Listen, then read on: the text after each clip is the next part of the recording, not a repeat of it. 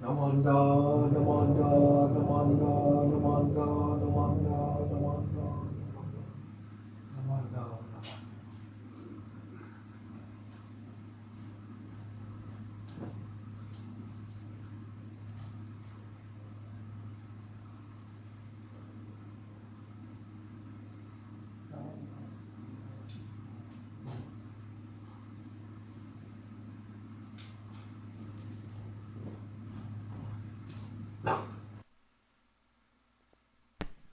Good morning. Good morning. Welcome to today's family service. My name is Tom Hashimoto and I'll be your chairperson for today. We'll start with Sambujo on pages 24 and 25 of the Purple Book.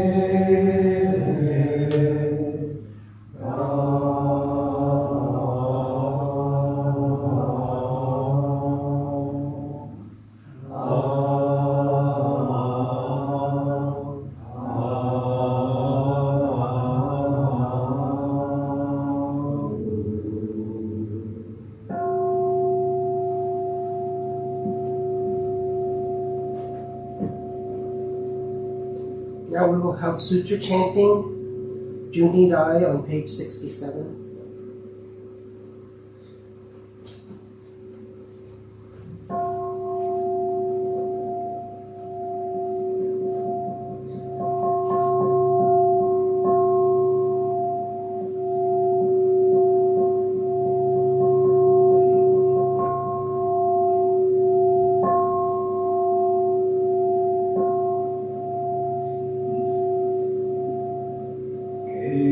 Keshu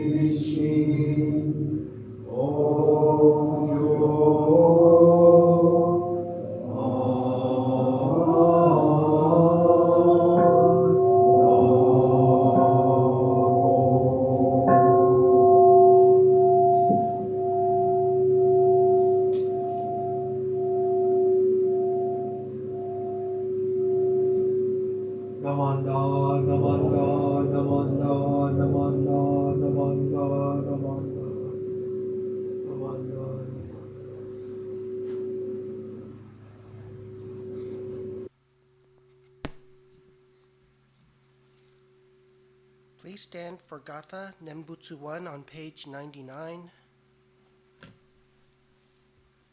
of the White Book.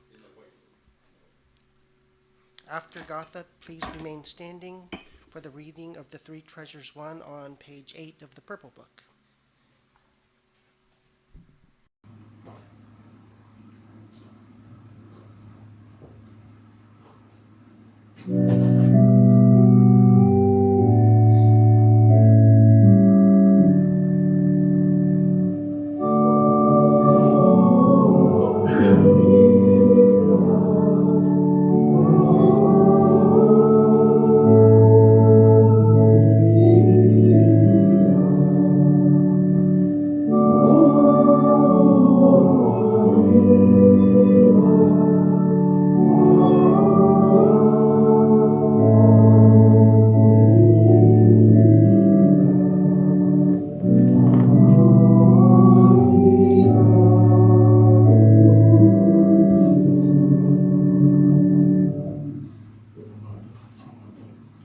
Switch books, page 8, Three Treasures, number 1.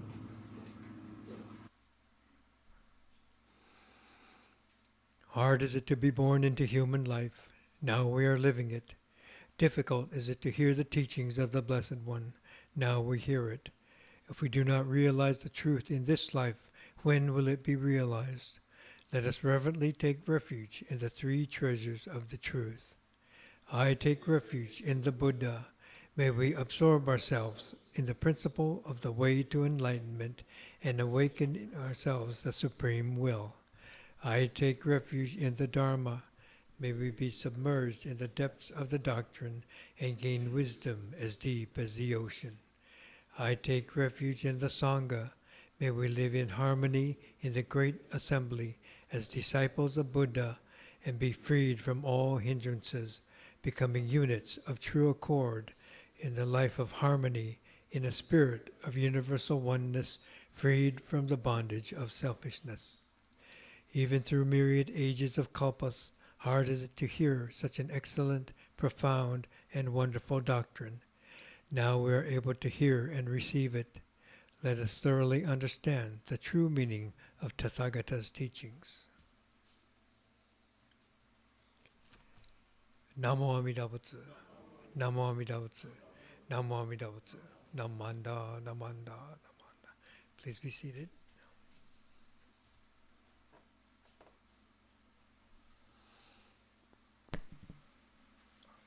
Now Reverend Fujimoto will share a Dharma message with us.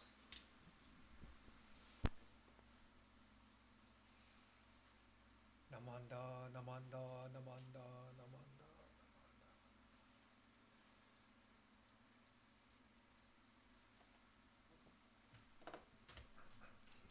Good morning. Ohayo gozaimasu. Okay. Last service we were talking about a little chanting, and we had our class last month on the Jusei Ge, and so this is still on my mind and some of the comments that came during the class, and so I've been mulling over the sutra chanting here, and one of the questions during the class was that I want to learn to do it right, and I kind of sense that what did this person mean, to maybe it kind of felt like I need to do it right, or I don't want to do it at all. Kind of sense that, if it's not right, how am I going to get the benefit of the chanting? How do I get to do it right, to do it properly, so that I get the benefit of it? And then it becomes different than what we are doing, right? We're not trying to benefit ourselves and practice with this self-effort, okay? And it's a little bit of a different approach. So wondering, what did she mean? But then I think at that same time, we do want to learn how to chant properly, how to sit and breathe properly.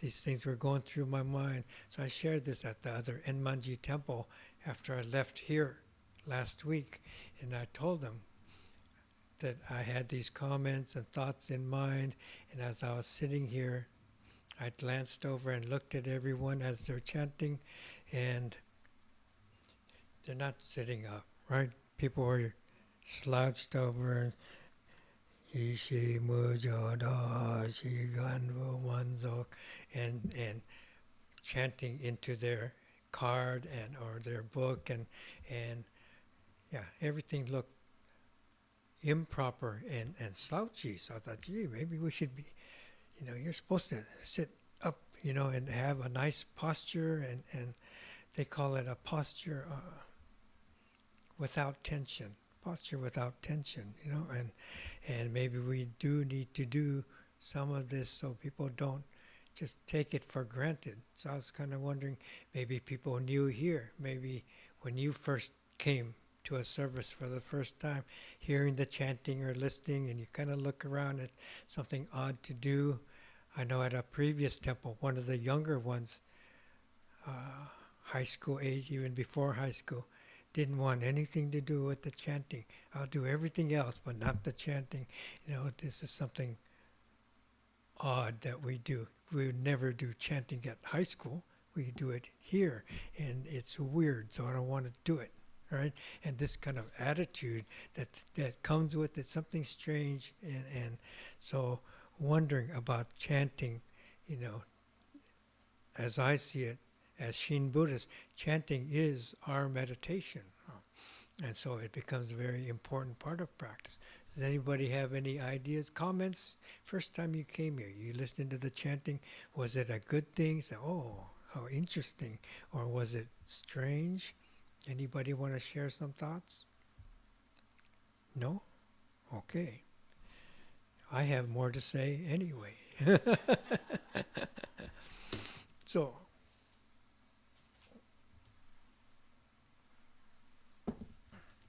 So to share these ideas, I thought I'd talk about a little bit about Thich Nhat Hanh. Okay, there have been a couple opportunities in the last couple of weeks that people mention Thich Nhat Hanh, that they're reading a book or talking about something that they had heard from him, and he has been very influential in bringing Buddhism to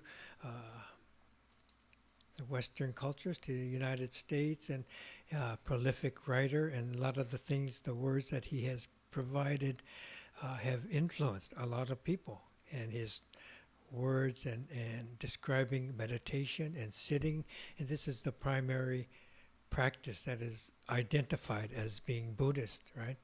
I'll even be out in the yard, or someone will be walking by and looking at our temple and say, oh, do you have meditation sessions?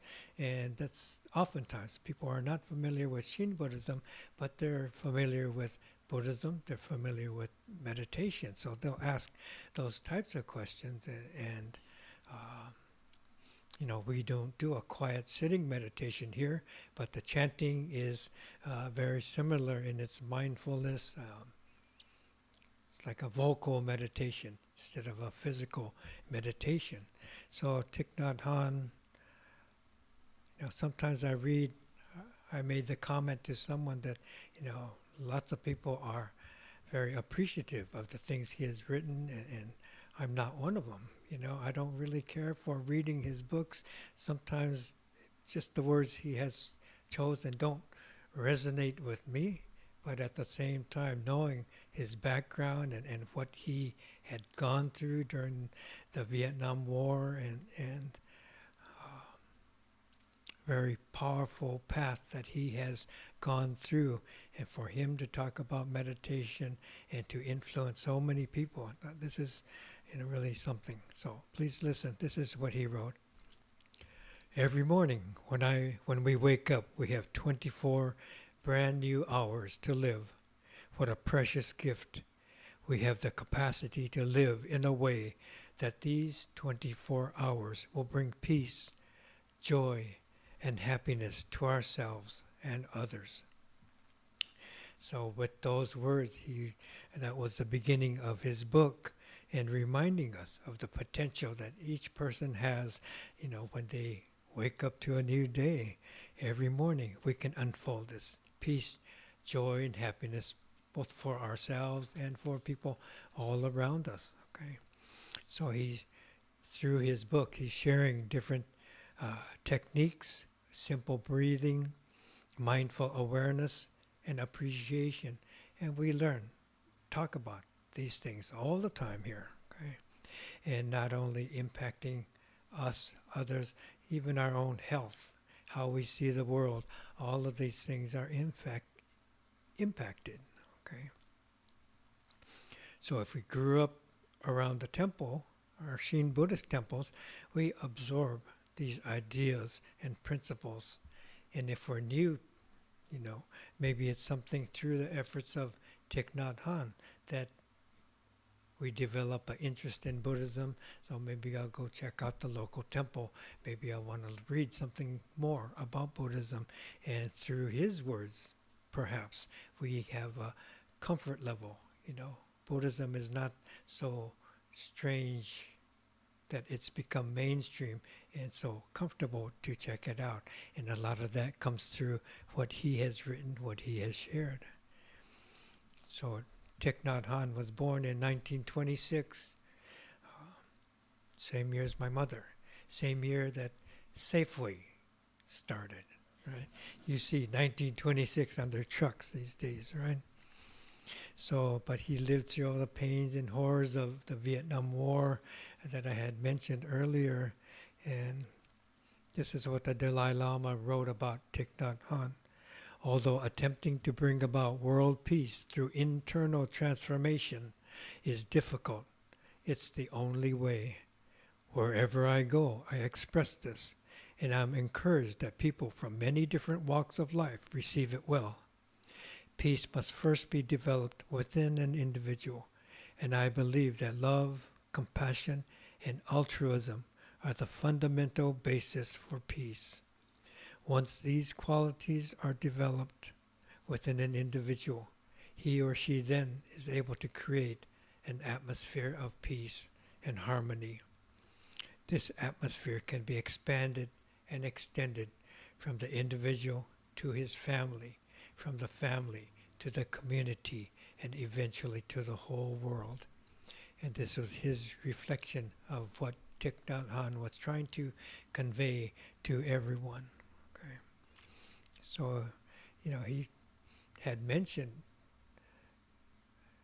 being talked to about this self-immolation, the protests of the Vietnam War. Most of us are about this age, my age, where we saw that on TV, right? Monks in Vietnam setting themselves doused with gasoline and sitting in this meditative position, right? And it seems so kind of horrifying, odd to see that image. It's a lasting impression that we were able to witness that on the news and seeing it again and again. And Thich Nhat Hanh, these were his,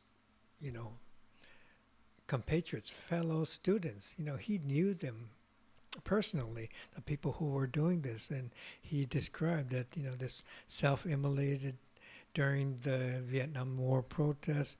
He says that these were not acts of suicide. Okay, their acts were aimed at moving the hearts of the oppressors, calling the attention of the world to the suffering endured by the people of Vietnam. And it's a very striking image that doesn't go away. You see this to set yourself into your mindful meditation, knowing that someone is going to pour this gasoline. Boom. Wow. Very powerful.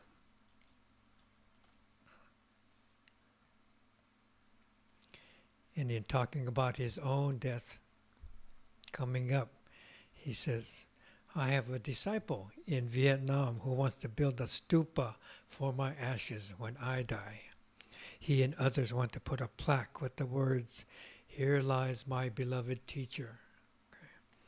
He says, I told them, don't waste the temple's land. I suggested, if you still insist, I'm building this stupa. Then have the plaque say, I'm not in here. He says, then in case the people don't get it, add a second plaque. Says, I'm not out there either. So he has still going through all these things, all these pains, but still carrying this sense of humor of his approach to life and sharing that with his students, with his disciples. So. But with those words, he was able to show life and death and relaying these breathing techniques that he shared that we could look at later, a little bit later. And through that, I was wondering, can we elevate chanting? Here we say, we'll chant the Ni Rai, we'll chant the Jusei, and no one adjusts their posture. They just get the book and they're sitting like this. Should be, your backs are not touching the backs of your chair, right? You should be sitting up, feet are planted solidly on the ground, and then you chant, right? Posture without tension. So it's quite very meditative form when you sitting properly to do the chanting. And I was just wondering, does it look like that? When someone new comes in for the first time, we'll now have sutra chanting. Does everybody adjust and make it look like it's something important? Or does it, chanting again? Yeah, I know that one. Right, same old stuff. But, if we convey with our body motion, image to adjust, then they know, this is important. This is something of value. Then they look around and see that, right? How we carry ourselves. Can we convey that by just how we move, how we think of chanting? I'm not sure. I don't know. You tell me what you think, okay? What do you see when you look around, okay? So I think, all the different schools of Buddhism have their different forms of meditation, and we do this chanting at the same time. It's a communal activity. We look at each other. We're aware of all these voices. So not only are we listening to Sensei, our own voice, we're listening to all our neighbors. So our attention, meditative attention, antennas go out, and we are connected when we're doing the chanting. Okay? And this connection is very important. Mindfulness is expanded beyond our inward awareness, including everyone else in the room. This is meditation. Okay? And so the chanting allows us to explore this connected reality, self and other. Okay? So I think often I talk about two different voices. We wake up and go to the bathroom, look in the mirror, wash our face, brush our teeth, do these things, and thinking about what we have to do for the day. And this voice is the voice that we recognize as me, right? But it's actually our ego voice, because all we're concerned about is what I got to do and what I'm going to do next, what I want to eat, who I want to see. It's all me, me, me, me, me. But this is the voice that we recognize as my voice. See? We identify with that, right? And when we chant, the chanting voice connects to everyone else. And it's like a communal voice that's not connected, not just attached to the ego. Right? And so when we're chanting, we feel the voice we recognize, and we sense the voice that is connected as well. So it's kind of like two different voices are playing at the same time. We don't recognize the voice that is connected. We recognize the one that's talking about, I'm going to have a cha shu bao after service. I'm going to have some tea. I'm going to have that pie sure look good. Something else. While we're chanting, we're thinking these individual things as well. And that's the voice we recognize. So the voice that is connected, we dismiss. We dismiss aspects of the meditative mind, because that's not the voice that I identify with. Okay? but they're both going on, and the more often we chant, we recognize these two voices are interplaying. Not that one's more important than the other, they kind of go in and out, and we can notice that, right? We have these two different voices coming on, and so as we explore that, this is this awareness of self that we are looking at. We're able to observe this interplay, the usual voice that's me, and this other voice that's connected. And this is a part of this meditation experience, okay? So explaining about it, reading about it from a book, that's empty. But when you come here, do the actual chanting, then doing it and doing it together, this becomes essential. So the person in the class, I want to learn to do it right. She doesn't want to come to the temple. She wants to do it right in her bedroom, sitting on her cushion and doing it right, and hoping that some kind of benefit will come from that.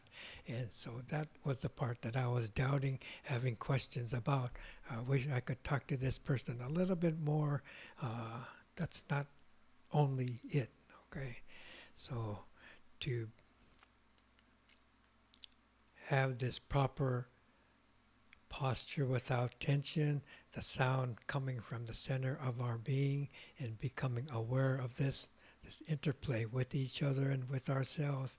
This is all part of the chanting that we want to look at, okay? Another part of it is that when we're breathing deeply and regularly, it's easy. Ju Ni Rai, Ju Ge. You read 5 syllables, for example, then you take a deep breath and you do the next line, deep breath, and not too often that we do that so regularly, huh?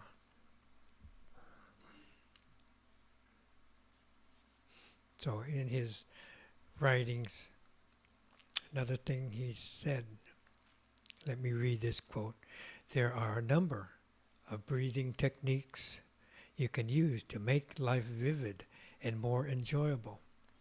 The first exercise, very simple. As you breathe in, you say to yourself, breathing in, I know that I am breathing in. And as you breathe out, breathing out, I know that I am breathing out." Okay. Sounds simple, almost too simple. Maybe like that, then we don't want to do it, right? But just that. You recognize your in breath as your in breath, your out breath as your out breath. Okay? You don't even need to recite the whole sentence. You can just use 2 words, in, out. So this technique can help you keep your mind on your breath. As you practice, your breath will become peaceful and gentle.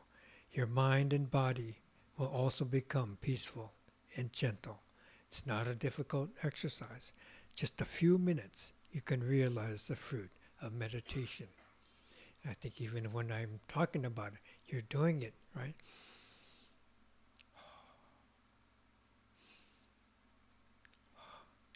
And you can sense this, right? It's not difficult, and we are calming down. We are settling. And all this same thing's happening when we chant as well. Right? He's describing what's happening during his breathing exercise, but it's the same thing that we experience when we just did the Ju Ni Rai. So he continues, breathing in and out is very important, and it is enjoyable. I would agree with that. What if we say, just breathe in, no breathing out? Okay, just only in. It won't work. It doesn't work. Okay. Breathing in is a link between our body and our mind. Sometimes our mind is thinking of one thing and our body is doing another, and mind and body are not unified. Sound familiar? I just described it in our chanting, right? Our body is chanting. Our mind is thinking about lunch, right? The game, something going on. The football game right in the next room. Howard, are you here? Oh yeah, okay. Okay, by concentrating on our breath in and out, we bring body and mind together, becoming whole again. Conscious breathing is an important bridge. So these are the things he wrote about his mindful meditation breathing exercises, and he has a number of these that he describes. And I think these are the benefits that we let pass along, but they're a part of our chanting each Sunday when we come here. This connection that we feel, this interplay that we sense in our breathing regularly, deeply, and not so often that we are able to breathe like that so deeply. As we breathe out, we're chanting Ishi Mujodo Shigan Fu Manzok. So breathing in, breathing out with a chant. Okay. So I think chanting is this mindful purity that he's describing. Chanting is an art, very beautiful, meditative art. So don't miss it as we practice this. Maybe we'll have some retreats as an opportunity to try this and to learn it a little bit more mindfully, practice our posture, do all these things, and to enrich this part of our Shin Buddhist tradition. Please join me in Gassho. Namo Amida Butsu. Namo Amida Butsu. Namo Amida Butsu. Namanda, Namanda, Namanda. Thank you.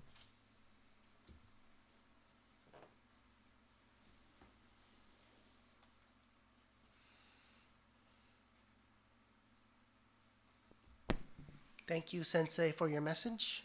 Please stand now for Gatha Nembutsu II on page 100 of the White Book.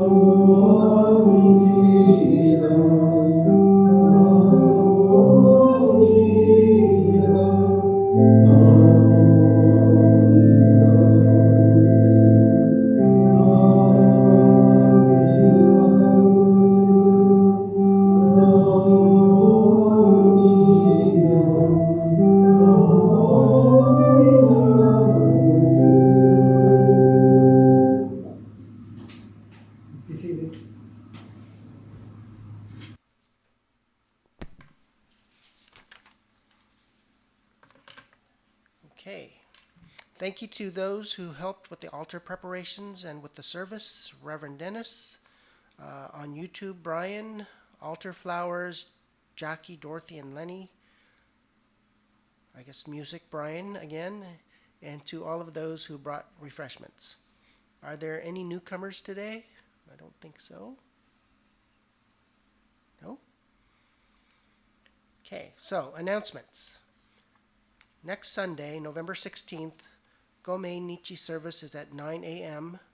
Then we have Honko Shinan Shonin's memorial at 10 a.m., followed by a vegetarian otoki luncheon prepared by Aba Toban Group Number 2. I understand it's Chinese food. And then on Sunday, November 23rd, we'll have the family service and Ask Reverend Dennis. Sunday, November 30th, there will not be a service. And then, as a reminder, next Sunday is the last day to donate to the Abwa annual food drive. Monetary donations only, no food donations. You can donate online to the Alameda County Community Food Bank under Buddhist Temple of Alameda, or write a check to Abwa, and it will be divided equally between the Alameda County and Alameda City food banks. Are there any other announcements? Of course. A little bit of explanation for next week. Next Sunday is the 16th, and so Tom mentioned our Gomei Nichi service at 9 o'clock, And each month on the 16th is the death memorial for Shinran Shonin, our founder. So each month on the 16th, I have a service, and we chant the Shoshinge. And so it's a special monthly service. So the monthly service just happens to be on a Sunday. So when we have it on a Sunday, I invite people to come an hour early and chant with us to do the Shoshinge. But the following service, the Hoonko at 10 o'clock, is the annual Shinran Shonin Memorial. So he's having a monthly memorial and then the annual memorial service, and it all happens to be on the same day. So you are invited and welcome to come to the 9 o'clock service. Usually it's on a Tuesday and it's just me, right? Now and then maybe someone else might come. And if it's on Sunday, we might have a handful of people coming, 2 or 3, 4 people chanting with me to do this. And so this is one of those occasions, but it also happens to be the annual memorial as well. So it's kind of the same service done twice, the monthly and then the annual. So just to explain what that is, okay? All right. You're welcome to come to both. You'll have double practice chanting the Shoshinge twice. Okay. Thank you.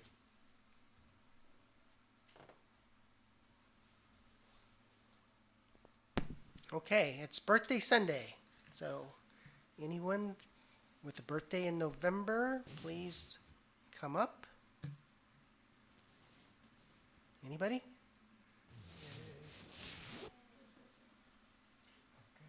Don't be shy.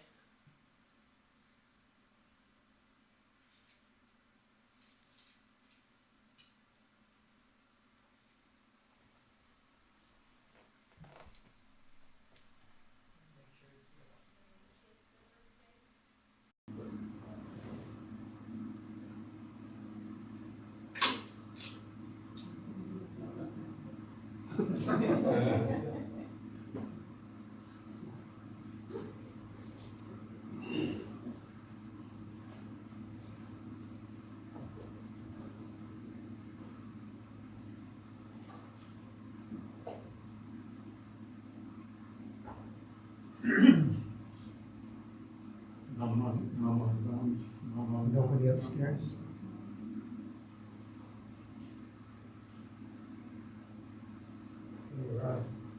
Okay, sorry, we have to do the photo. What? Inventory photo, sorry. Oh, no. Oh, this is gonna take hours.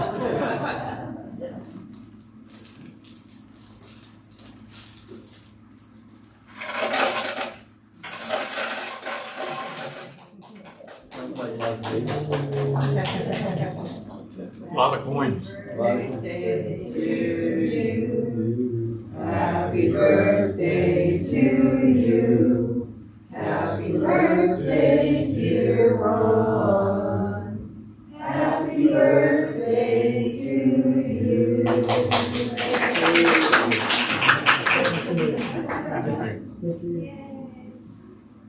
Speech. Dharma talk. No.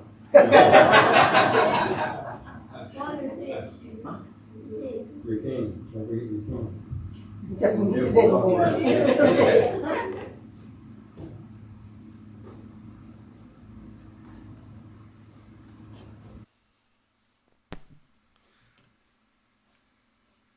Okay. Thank you for attending this morning's service. Please come up and offer incense and then join us in the social hall for refreshments.